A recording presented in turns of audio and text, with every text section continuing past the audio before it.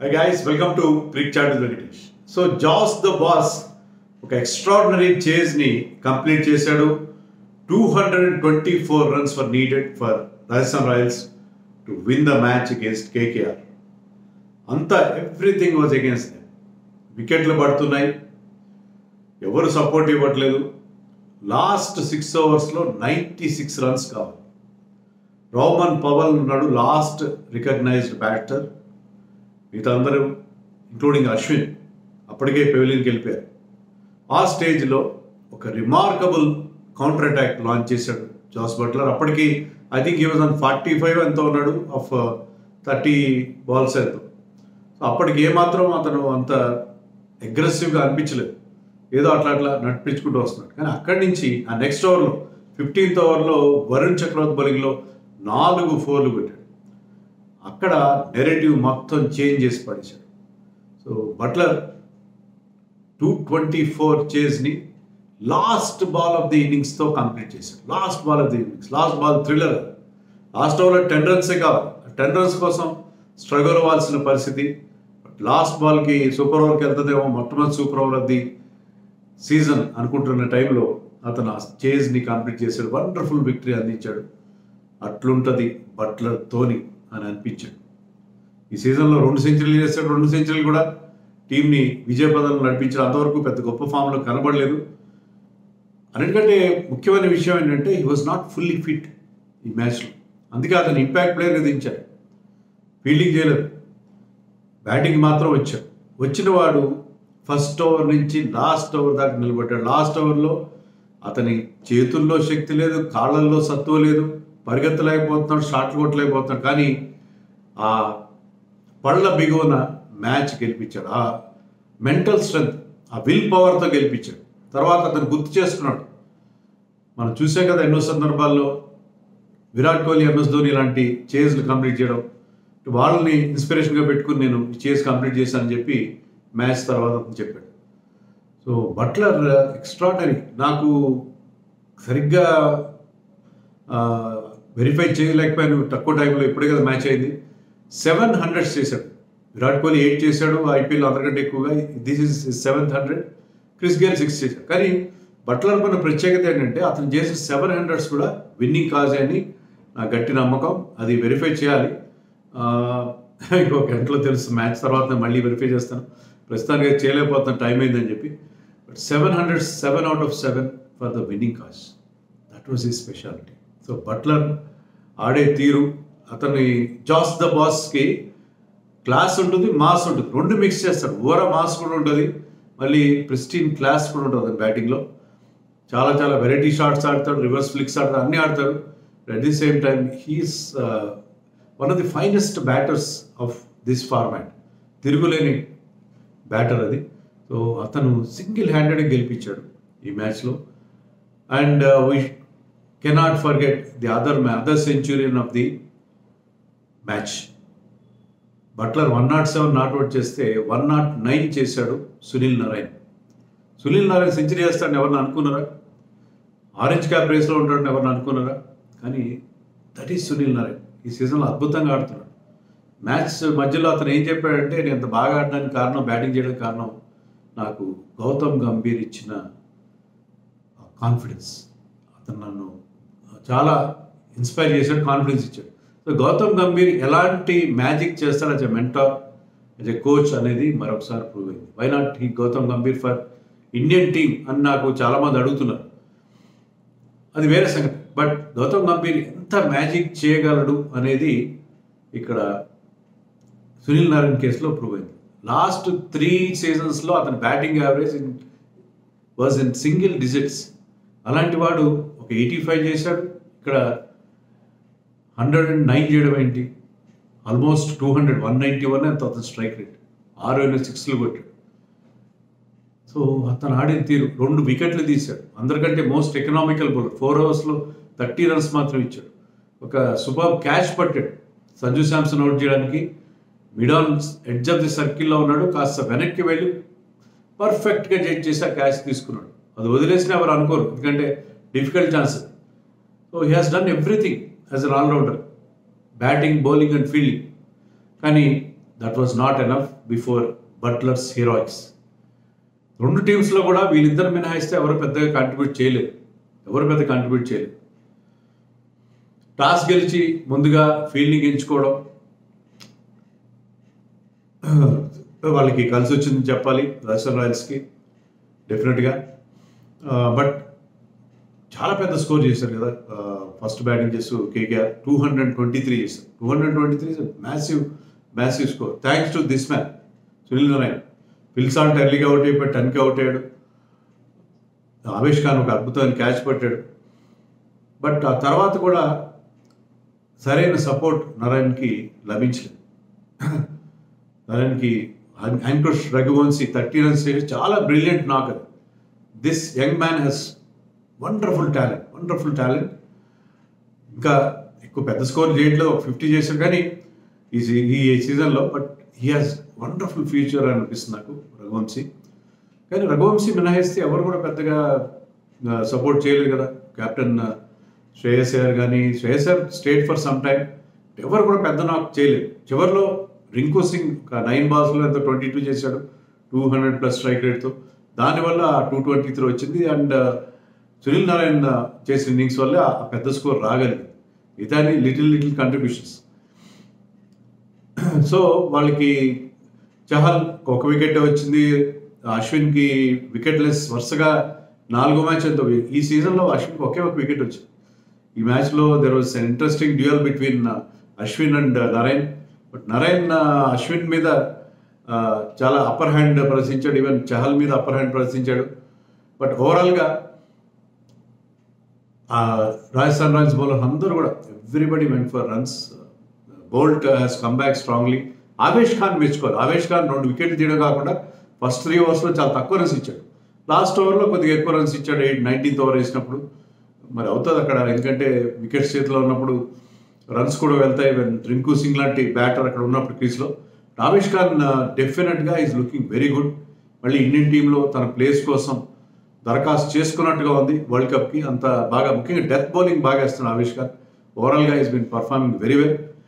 So Avesh Khan Boult మినహాయిస్తే మిగతా bowlers Kuldeep Singh ఒక వికెట్ వచ్చింది కానీ పెద్ద ఇంప్రెసివ్గా అనిపించలేదు. వాళ్ళ మెయిన్ స్ట్రెంత్ స్పిన్నర్స్ కూడా వెంట్ ఫర్ రన్స్. సో 223ని చేంజ్ చేయడం అంత ఈజీ కాదు డెఫినెట్గా. యశస్వి జైస్వాల్ మరొకసారి ఫ్లాటెడ్ టు డిసీవ్ అనే మాట ఉంది ఇంగ్లీష్లో. ఎందుకంటే చాలా మురిపించి మెరుపులు మెరిసి ఇమీడియట్గా మెరుపులాగే అదృశ్యం అయిపోయాడు. 19 రన్స్ చేశాడు డబుల్ క్విక్ టైంలో. Some good shots we have seen from his bat. మరొక పెద్ద షాట్ కోసం వెళ్ళి అతను ఎక్కువగా outside the off stump out అవుతున్నాడు. మనకి ఆ గ్రాఫిక్ కూడా చూపించారు broadcaster. So he was caught in the first slip. So 19 మాత్రమే చేయగలిగాడు. సంజు శాంసన్ ఆల్రెడీ చెప్పినట్టుగా he was also looking good, కానీ అతను కూడా అవుట్ అయిపోయాడు సునీల్ నారాయణ్ పట్టిన మంచి క్యాచ్తో. తర్వాత Riyan Parag once again batted brilliantly. చాలా క్విక్గా 240 ఎంతో స్ట్రైక్ రేట్తో 30 odd runs చేశాడు అతను. అదొక్కటే బ్రైట్ స్పాట్ అని చెప్పాలి. అశ్విన్ ఎర్లీగా పంపించారు. వీళ్ళు భలే విచిత్రమైన బ్యాటింగ్ ఆర్డర్లో చేంజ్ చేస్తారు, బౌలింగ్లో విచిత్రం చేస్తారు రాజస్థాన్ రాయల్స్. అశ్విన్ ఎక్కువసేపు నిలబడలేదు. హెట్మైర్ ఉన్నాడు, పవల్ ఉన్నాడు. అశ్విన్ ఎందుకు ముందు పంపించారో అంటే అశ్విన్ చివరిలో బాగా బ్యాటింగ్ చేయాలని వాళ్ళిద్దరు ఫినిష్ చేస్తారని అశ్విన్ ముందు వస్తే కాస్త పార్ట్నర్షిప్ చేస్తాడని అనుకున్నాను. పార్ట్నర్షిప్ చేయడం కాదు, వెన్ యూఆర్ చేసింగ్ 223 అశ్విన్ కొంత బ్రేక్స్ వేస్తాడేమో అనుకోవాలి. మామూలుగా చిన్న స్కోర్ చేసేసినప్పుడు అశ్విన్ పంపిస్తే ఒక పార్ట్నర్షిప్ వస్తుందిలే, ఒక ఎండ్లో క్విక్గా చేయకపోయినా. వెన్ యూఆర్ చేసింగ్ 224 మీకు 2 వైపుల నుంచి క్విక్ రన్స్ కావాలి. బట్ వాట్ ఎవర్, అదంత కాస్ట్లీగా పరిగణించలేదు. కానీ అశ్విన్ అవుట్ అయిన వెంటనే వరుణ్ బౌలింగ్లో ఇమీడియట్గా నెక్స్ట్ బాల్కి హెట్మైర్ కూడా అవుట్ అయ్యాడు. దాంతో వాళ్ళ చేజ్ ఆల్మోస్ట్ ఫినిష్ అయిపోయిందేమో అయిపోయినట్టు అనిపించింది. అదే 14th ఓవర్లో అవుట్ అయ్యాడు అతను. కానీ ఆ తర్వాత బట్లర్ టుక్ చార్జ్. బట్లర్ చెప్పినట్టుగా నెక్స్ట్ ఓవర్లో నెక్స్ట్ వరుణ్ చక్రవర్తి నెక్స్ట్ ఓవర్లో, that was 13th over actually. 14th ఓవర్లో పెద్ద రన్స్ నారాయణ వేసాడు. ఓవర్లో 4-5 runs వచ్చాయి. తర్వాత 15th ఓవర్ నుంచి మన బట్లర్ జోరు ఆన్ స్లాట్ స్టార్ట్ 4 కొట్టాడు. రోమన్ పౌల్ కూడా మంచి సపోర్ట్ ఇచ్చాడు. ఐ థింక్ ఈ score just 26 runs of 13 balls. కానీ Rovman Powell is a finisher. Is captain of West Indies T20 team. So అతను ఆ ఫినిషర్ రోల్ పర్ఫెక్ట్గా, సో ఆ పార్ట్నర్షిప్ వాళ్ళు 55 రన్స్ యాడ్ చేశారు, చాలా చాలా క్రూషియల్. సో బట్లర్కి అక్కడ మొమెంటం అందుకున్నాడు, బట్లర్ కూడా మొమెంటం అందుకున్నాడు. ఆ partnership has change the course of the match. So Roman పవల్ importance అక్కడ వాళ్ళు లాస్ట్ టైం జేసన్ హోల్డర్ని పెట్టినారు, అది ఆ రోల్ ఫుల్ఫిల్ చేయలేకపోయాడు.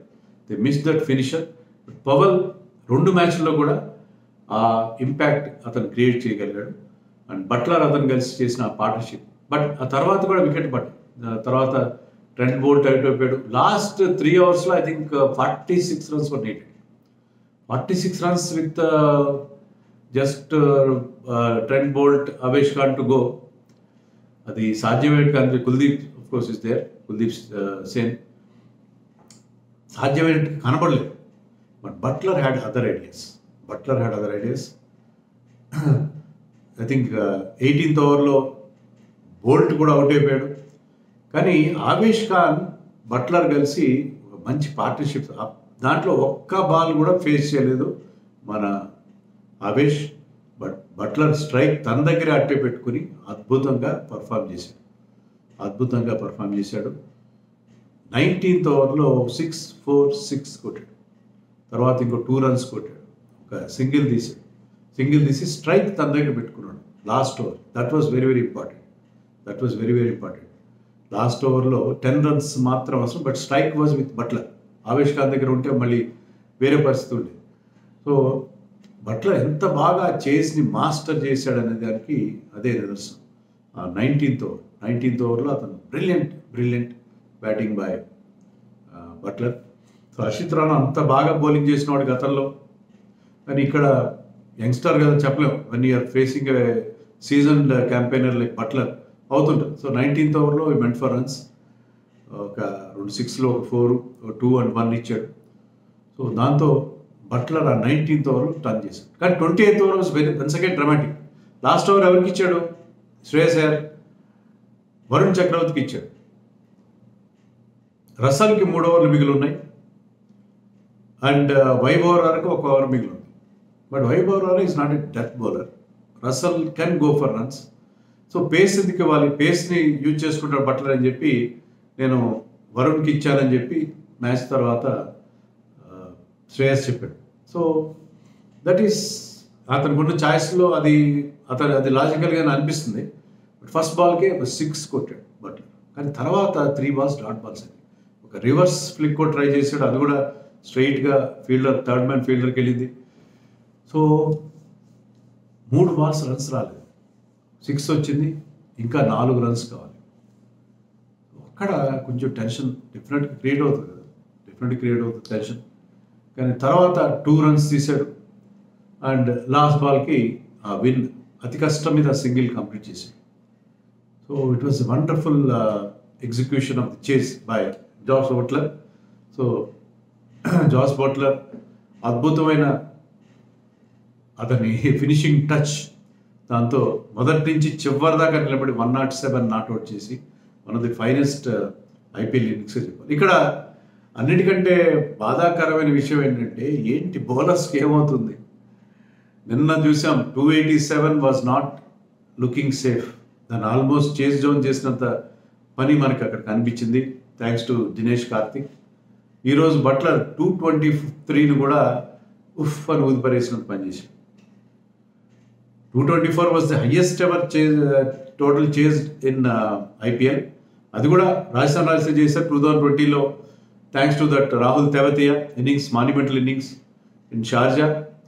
సో అదే స్కోర్ని మళ్ళీ ఇప్పుడు ఆ జాయింట్ రికార్డ్ని ఈక్వల్ చేశాడు Buttler. 224 is highest ever score. కానీ 224 కూడా మీకు సేఫ్ కాకపోతే ఏంటి పరిస్థితి? బౌలర్ల పరిస్థితి ఏంటి? బౌలర్లు అనే వాళ్ళు ఇంకా తమ కెరియర్ ముగించుకోవాలి. అందుకనేమో మరి నేను ట్వీట్ కూడా చేశాను హాఫ్ ఏ టైంలో. ఏంటంటే నరేన్ ఇంత మంచి ఇన్నింగ్స్ ఆడాడంటే బహుశా ఈ ఐపీఎల్లో బౌలింగ్ మీద కంటే బ్యాటింగ్ మీద ఎక్కువ కాన్సన్ట్రేట్ చేయాలి. బౌలింగ్ మీద నమ్ముకుంటే మనం కెరియర్ ముగిసిపోతుంది.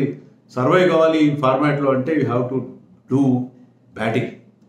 నిన్న ప్యాట్ కమిన్స్ కూడా అన్నాడు, అంత స్కోర్ చూసిన తర్వాత ఏమనిపించింది అంటే బ్యాటింగ్ చేస్తే బాగుండని చెప్పి, బ్యాట్స్మెన్ అయితే బాగుండేదండి. సో బౌలర్లకి అన్యాయం అవుతుంది కదా వరుసగా రెండోసారి. దీనికి నేను ఆల్రెడీ ఈరోజు ఇంకో ట్వీట్ కూడా చేశాను. అంటే ఇది కేవలం పిచ్లని మనం బ్లేమ్ చేయడానికి లేదు. బ్యాట్స్మెన్ స్టైల్ మారింది. ఇంపాక్ట్ ప్లేయర్ ఉండేసరికి వాళ్ళు మరింత రెచ్చిపోయి ఆడుతున్నారు. ఓళ్ళంత డెప్త్ ఉంది బ్యాటింగ్లో, 7-8 దాకా బ్యాటింగ్ ఉంది, మంచి మంచి బ్యాటర్స్ ఉన్నారు. బ్యాటింగ్ స్టైల్ మారింది, బోలంత మజిల్ పవర్ ఉంది దాంట్లో. ఆ మజిల్ పవర్తో పాటు వాళ్ళు రకరకాల ఇన్నోవేటివ్ షాట్స్ ఆడుతున్నారు, బోల్డ్గా ఆడుతున్నారు. సో అది మెయిన్ థింగ్. పిచెస్ని బ్లేమ్ చేయడం కరెక్ట్ కాదు. హర్ష భోగ్లే లాంటి వాళ్ళు they are suggesting that we should have Dukes ball, కొంచెం ప్రొనౌన్స్డ్ సీమ్ ఉండే బాల్స్ యూజ్ చేయాలి.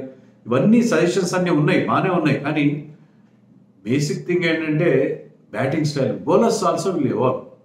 87 వరల్డ్ కప్లో ఐఎమ్ నాట్ రాంగ్ అప్పుడే స్లోయర్ బాల్ అనేది ఇంట్రడ్యూస్ అయింది. అందరూ స్లోయర్ బాల్ లేదు. అలాగే వాళ్ళు రకరకాల ఈసారి 2 బౌన్సర్స్ వాడుతున్నారు, స్లోయర్ బాల్ బౌన్సర్స్ ఎఫెక్టివ్గా వాడుతున్నారు. వైట్ లైన్ యార్కర్ని చాలా చక్కగా యూజ్ చేస్తున్నారు. Bowlers will also evolve. వాళ్ళు కూడా దీనికి విరుగుడు కనిపెడతారు. బ్యాట్స్మెన్ ఇప్పుడు రెచ్చిపోయి ఆడుతున్నారు, బట్ ఇదే ఐపీఎల్లో మనం బౌలర్లు దానికి విరుగుడు కనిపెట్టడం అనేది చూస్తాం. బట్ ఎట్ ప్రెసెంట్ మాత్రం batters are totally dominating. That is కొంచెం ఆందోళన కలిగిస్తున్న విషయం. దీని గురించి మీరేమనుకుంటున్నారో కామెంట్స్లో చెప్పండి. అండ్ బట్లర్ నాకు గురించి వన్స్ అగైన్ నిన్న దినేష్ కార్తిక్ హ్యాట్స్ ఆఫ్, ఈరోజు Buttler. So every day we're seeing one champion cricketer. And not to forget Sunil Narine, very unhappy to finish on the losing side.